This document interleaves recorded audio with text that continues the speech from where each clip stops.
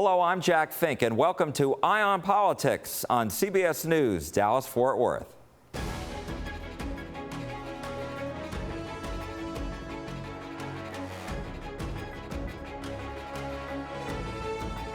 We begin with an end of an era in Tarrant County. Longtime Republican County Judge Glenn Whitley is retiring at the end of the month after serving in this position since 2007. He was a county commissioner for 10 years before that. Our Caroline Vandegrift spoke with Whitley about his time in office. It has been one of my greatest honors of life to serve this county. Judge Glenn Whitley only has a few days left in an office he's held since 2007. I ran, got elected, and have fallen in love with this. It's the best form of local government. How are you feeling as you wrap things up here? It's getting real. It's getting real. And, you know, it's been a fantastic time. 26 years with the county. Before he was elected as Tarrant County Judge, he served as a commissioner for 10 years. I kid the commissioners and folks over in Dallas County. I said, I grew up in Dallas County, not realizing that heaven was just next door. When you look back at your time leading this county, what do you hope is your legacy or the things you might be remembered for? Well, I hope it's the collaboration. And I always, you know, kind of emphasize that, because I really think that by working together, we better serve the citizens. Whitley says that spirit of collaboration helped him establish programs like the county's Mental Health Jail Diversion Center.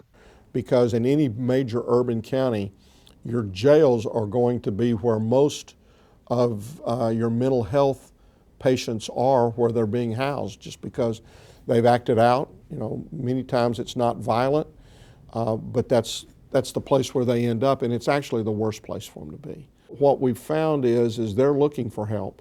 The judge has also prioritized infrastructure in one of the fastest growing counties in the state. We've kept up with the transportation and with the roads, with the expansion of the roads and bridges, as our population has almost doubled. Whitley had hoped he'd hand over the gavel to former Fort Worth Mayor Betsy Price, but she lost in the Republican primary to Tim O'Hare. O'Hare will take over on January 1st.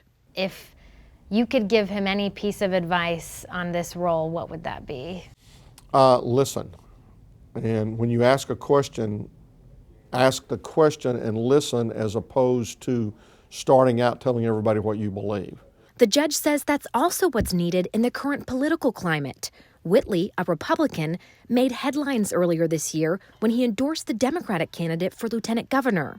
When I decided to support Mike Collier, I wasn't supporting him because he was a Democrat. I was supporting him because I had talked with him several times, that I liked the way he approached things, that he was very supportive of local government. He thinks voters should evaluate every candidate on their own merits, since the judge feels the parties are more focused on helping themselves than the people they serve. I think both of the parties have gone to the extremes, and we need to come back. So what's next for you? And enjoying time with grandkids, or are we going to see you running for office at some point? No, I don't think you're going to see me running for office. Certainly no plans at this point in time. His only immediate plan is to spend Christmas with family and New Year's in New Orleans. So New Year's Day, that's the new administration, and I'm not going to be around. It's their day in the sun, and, you know, good luck. In Tarrant County, Caroline Vandegrift, CBS 11 News.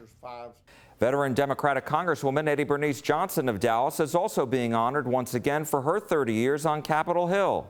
Johnson, who's retiring at the end of the month, is one of 5 people receiving the first ever Dallas Mayor's Distinguished Awards. Mayor Eric Johnson says the Congresswoman made significant contributions to the city. Today, as she leaves office, she leaves an enduring legacy. She was, without a doubt, the single most effective legislator Dallas has ever had.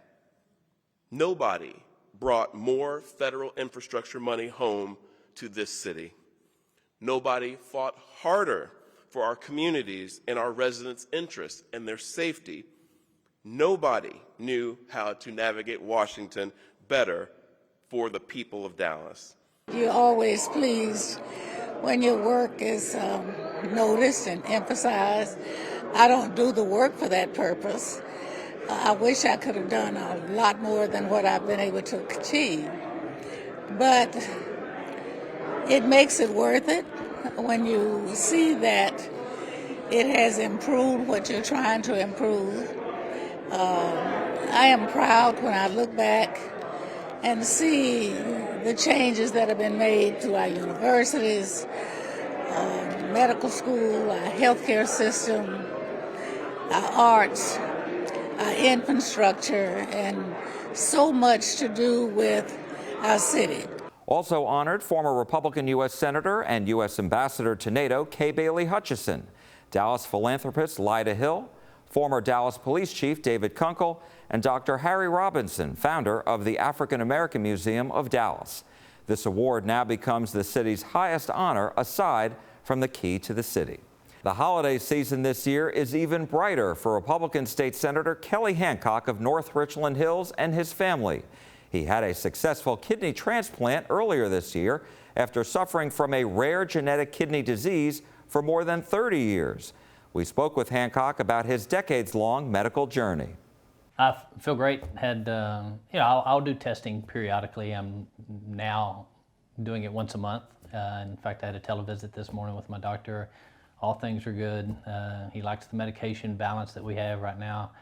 I'm probably living a more normal life than I have in 30 years.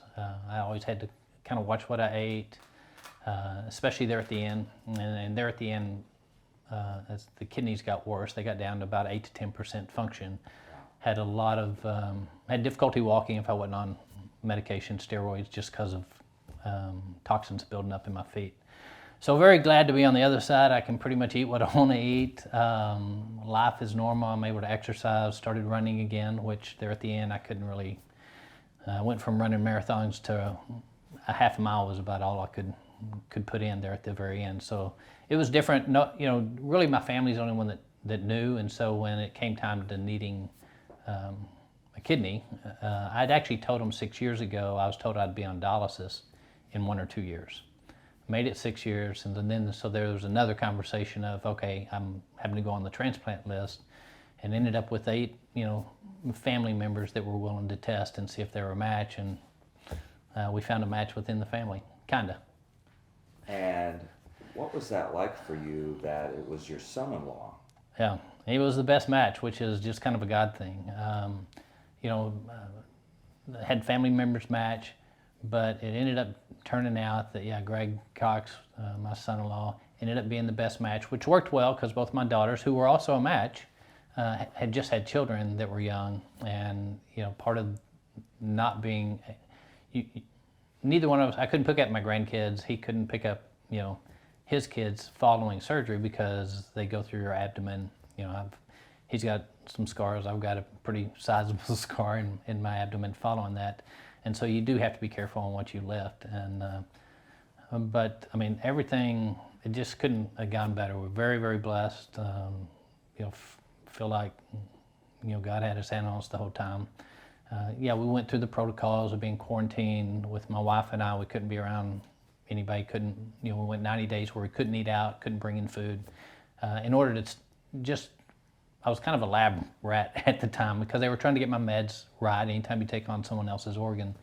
And so they wanted to limit any outside impact. Didn't want me to get infections. And so went through that 90 days and we passed that and then got released, and my wife was ready to go out and eat, which I was actually able to order whatever I wanted on the menu, which is the first time really in about 10 years I was able to do that. Where was that and what was that? Well, that was, I think we ended up, I'd told her there's a restaurant here in Colleyville called the Stonehouse that really great food, but I could eat very little of it because I avoided proteins, potassium, and phosphorus, which is what my kidneys had a hard time filtering out. And so we ate there and had a good meal, and it's just nice to be able to look at a menu again and make selections. We had our restaurants, but I knew, all right, I can have this one or I can have that one. Now, I pretty much tell her when we share a plate, anything on the meat section, that's where I'm at. So let me ask about, because you talked a little bit about the impact, and yet I remember interviewing you in past years, never suspected anything. Yeah. You looked fine. And so talk to me a little bit about how difficult it was for you to go public with this. You know, I was diagnosed 31 years ago, right after our oldest, Chloe, was born. She was just a couple of months old. The disease I have is very, very rare. It's called Berger's disease. Burgett disease, Burgett, or okay. IgA nephropathy. Okay. And so it does what it wants to do. And so we were told that it could, you know, I was going to need a kidney at some point or go on dialysis at some point. And they told us at the time it could be 2 days, 2 months, 2 years. In fact, we know of a young man that within 2 days of being diagnosed, he was put on dialysis here in Fort Worth. And so we were very, very fortunate that I made it that long. You know, I was told to limit my running to 2 miles at a moderate pace. I found a different nephrologist that really said, this is so rare, we don't know what this thing does. It does its own thing. Was able to run 6 marathons. Couldn't run half a mile at the end, you know, once I got down to really low kidney function. And but 30 years ago, Jack, I really wanted to live my life and show, you know, as a Christian, I wanted to show that God's sovereign and I can live a normal life and I can trust Him, not knowing if I'm going to wake up tomorrow on dialysis, not knowing if I'm going to wake up and need a kidney. And of course, I got there, and you know what, I feel very blessed that I was able to tell the story I wanted to be on the other side and say, look, I'm healthier than I've been. And I know you all thought I was healthy. I was not at all, and I knew it, and I chuckled inside. And anytime anybody commented, but was able to say, you know, I was able to live with that because I just have faith that it's all going to be okay. And so I got on the other side and was able to tell my story the way I wanted to, which in politics you rarely get to tell the story the way you want to tell it. And so literally I can sit here today and, yeah, I mean, we've talked and you never knew. I didn't ever want you to know. I wanted to be just normal like everybody else. And I can say I'm healthier than I've been in 30 years.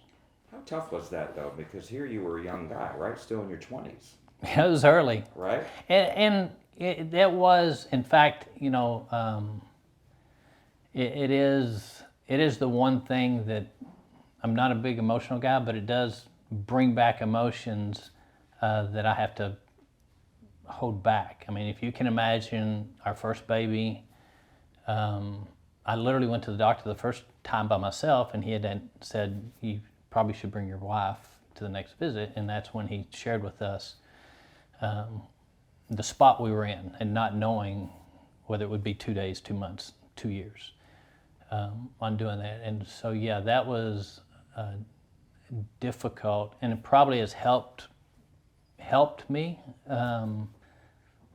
knowing those things, that I take things a little differently because of what I lived with. I understand what's really important and don't get too caught up in other things and let them impact me emotionally too much. And I just have always had a comfort, you know, of knowing I was good regardless of the circumstances. I didn't let my circumstances control my attitude, my actions, my behavior. I just wanted to live a very productive life, and you know, I was able to do that even with something that would have, had I gone on dialysis, which 6 years ago was kind of where I was at, you know, I couldn't have done any of this stuff. I mean, I can't do elected office the way I do elected office, which is all in and work, had I been on dialysis. But I mean, you had your moments. I mean, is what you were telling me, right? Oh yeah. Because I mean, we're all human. Yeah. Right? I mean, especially for a young guy. You know, now you've raised a family. You've experienced life. Oh yeah. You know, but when you're in your 20s, you know. No, it was tough. Young and not knowing. I mean, it was the not knowing, and so you just keep moving forward. And then certainly there at the end, you know, I knew this session, what was probably coming at the end of it. You know, there were mornings putting on my dress shoes that I was in tears because of uric acid building up in my feet. And then yeah, pretty painful. But then again, I didn't want anyone to really know, and so I would do my job and I would work, and I'd come home and I'd elevate my feet and put them up, and and rest at the end. And I had a job to do. I had to fulfill my obligation to the voters and those that elected me. And so we focused on it, knowing that when I got home, and sure enough, I got home, I'm sure you've heard the story. I was being tested every month for 6 years or longer. But tested, he immediately called me back, and that's when you know that, okay, it's time for the transplant list. And then we started that in January, both in Dallas and Fort Worth, because they're two different regions. And I learned a ton along the way. I'd read and researched for 30 years about kidneys. I could probably tell you, more than anybody wants to know regarding where we are in research, where we are, because it was personal, obviously. And so I did a lot of my own research because I didn't want to talk to anybody really about it.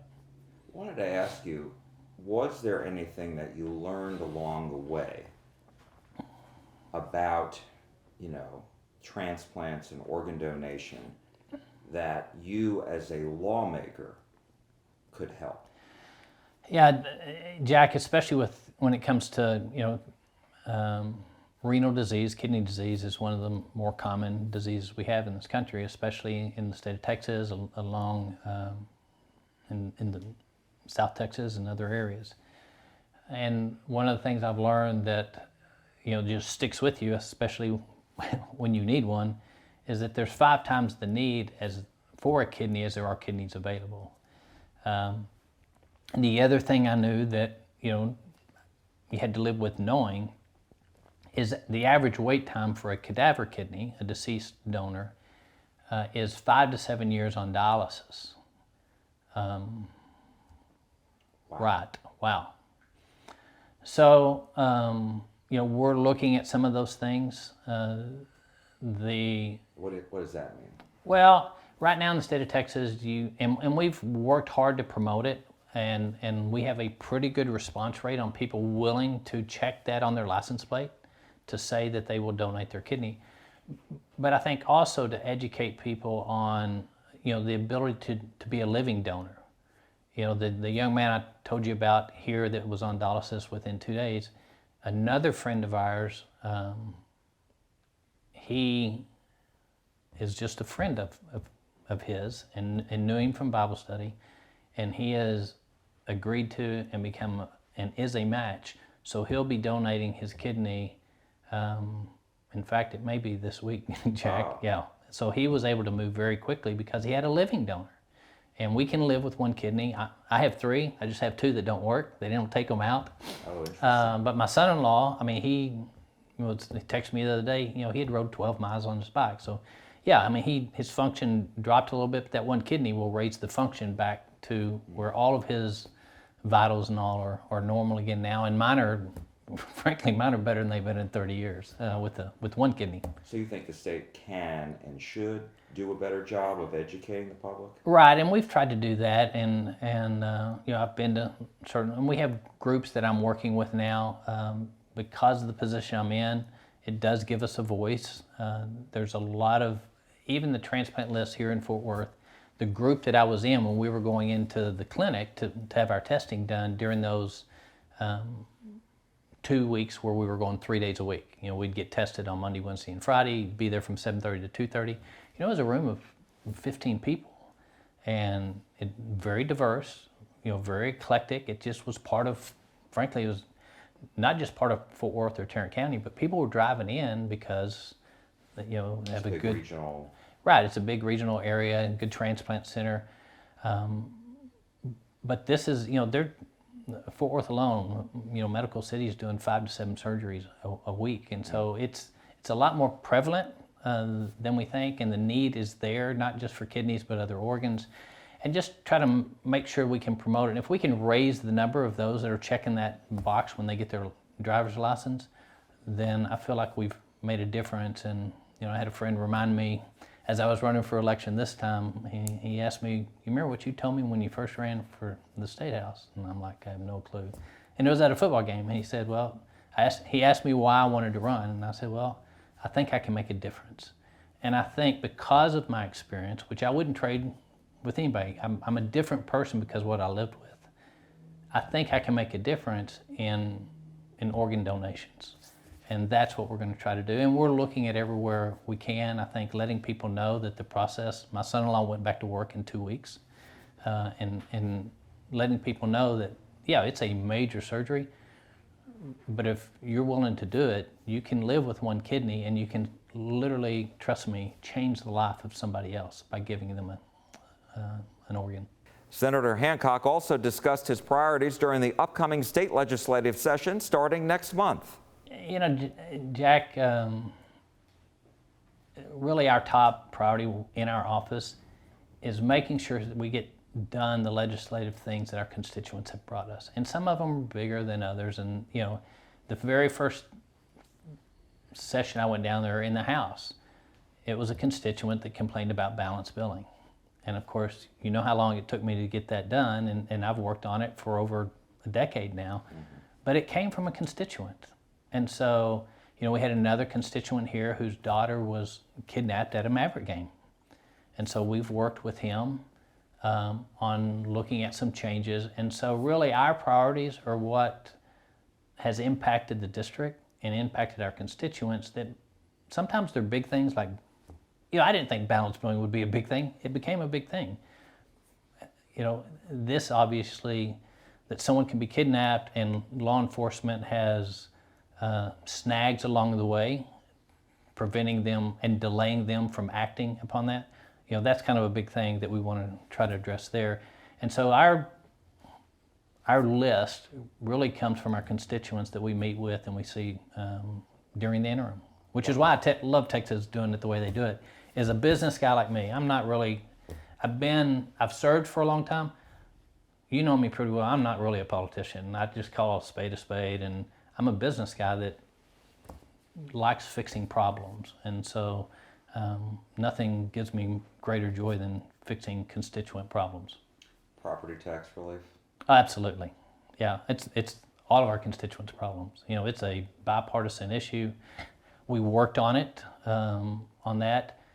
Not every local municipality, some found ways to skirt around, you know, the property tax reforms that we put in place.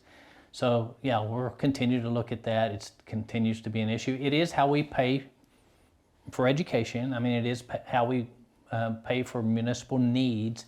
You know, it's just making sure that we're paying for needs and not wasteful spending along the way. And we'll certainly be looking at addressing that. But that's a top state priority. And I can go in knowing, hey, the border, huge issue. Been down there a number of times with the governor. Education, huge issue. Parental involvement in education. You know, those big issues, someone's going to carry that. What I like focusing on is my constituent needs, knowing that, yeah, we've got to address border, and we wish the federal government would not hurt us. I mean, some of the policies, you know, Title 42, it hurts us. We're seeing our numbers spike because of federal government. If they just, I mean, help us a little would be great, but just quit hurting us down here when it comes to border security. And then property taxes, we just keep working at it, and you know, we'll be back at it this session. My last question, and you mentioned Title 42. What should and can the state be doing? What more? Because the state has done a lot. Oh, we've done, you know, let's go back the last 4 sessions. I mean, we've probably spent of Texas taxpayer money. Let's be real clear. Texas taxpayer money. It's not state money. We don't have any money. Over $8 billion on the border. And yet, because of federal policies, the numbers continue to grow. The fentanyl that keeps coming across continues to grow. The money going into the cartel's hands on human trafficking and other needs continue to grow. The deaths along the border, and I've talked to the border sheriffs who have to recover those bodies, they continue to grow. We've got to have federal help, and we don't seem to be able to get it from this administration, but we are seeing some bipartisan support when it comes to that. It's just not very much, but those living along the border and living with it are beginning to call for assistance as well. State Senator Kelly Hancock, Republican of North Richland Hills. Thank you so much. Thank you, Jack. We appreciate it. That's all for Eye on Politics this week. Thank you so much for joining us. I'm Jack Fink. We want to wish you a very Merry Christmas and a Happy New Year. You're watching CBS News, Dallas-Fort Worth.